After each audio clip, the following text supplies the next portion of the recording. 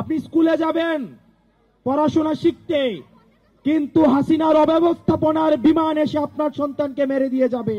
আমি কিছু ভবিষ্যতের সংকটের কথা বলবো, শঙ্কার কথা বলবো। আপনি যদি এখানে আমার কিছু মায়েরা আছেন, আমার অনেক মায়েরা আজকে উপস্থিত হয়েছেন, আপনার সন্তানের জন্য কিছু শঙ্কার কথা আজকে বলবো।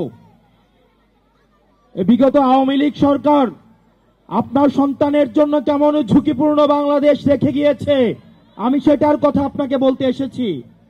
আমি আপনাকে কোনো মিথ্যা আশ্বাস দিব না। আপনি এমন একটা বাংলাদেশে বাস করেন, যেই বাংলাদেশের প্রতিরক্ষা ব্যবস্থার দিকে যদি আপনি তাকান, আপনাকে আশাহত ছাড়া আর কোনো কারণ নাই।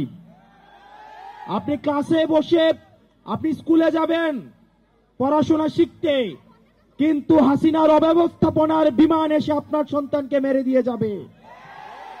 আপনি যদি বাংলাদেশের মানচিত্রের দিকে তাকান, বাংলাদেশের মানচিত্র 3 দিক থেকে ঘিরে রয়েছে ভারত।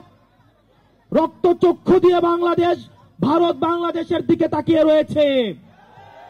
এক পাশে রয়েছে যুদ্ধাবস্থায় বিদ্যমান মায়ানমার, আরেক পাশে রয়েছে জলরাশি বঙ্গোপসাগর। দুর্ভাগ্যজনক বিষয়, বাংলাদেশের এখনো পর্যন্ত যথাযথ কোনো প্রতিরক্ষা ব্যবস্থা নাই। যেখানে ভারত S-400 আয়রন ডোম রয়েছে, আমাদের কোনো এয়ার ডোম নাই, আমাদের কোনো আয়রন ডোম নাই, আমাদের সাবমেরিন নাই, আমাদের I-to-I air two air missile নাই। আমরা ভারতের যে অস্ত্র রয়েছে, পার্শ্ববর্তী দেশের যে ধরনের প্রতিরক্ষা ব্যবস্থা রয়েছে, আমাদের বাংলাদেশের প্রতিরক্ষা ব্যবস্থা বলতে কিচ্ছু নাই।